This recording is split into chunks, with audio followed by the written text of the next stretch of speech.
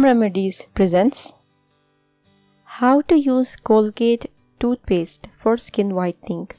We truly miss pedicured feet, scrubbed skin, perfectly trimmed nails with a fresh coat of our favorite nail paint, and of course the relaxing massage. But looks like there is still time before we can actually get one done at a parlor again. But hey, that does not mean we are going to stay without our dose of self-care, are we? If you are looking for an easy DIY method that helps brighten your feet, then keep watching. Procedure: take enough toothpaste to cover your feet and mix it with a sachet of instant coffee powder in a bowl.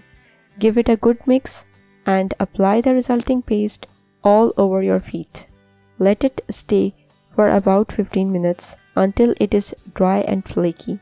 Then wet your toothbrush and just scrub your feet with it. Dip your feet in warm water and rinse it off. Result: less pigmentation and instantly brightened feet. The same procedure can be done for hands as well.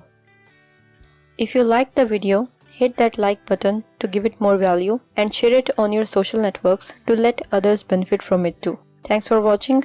Goodbye.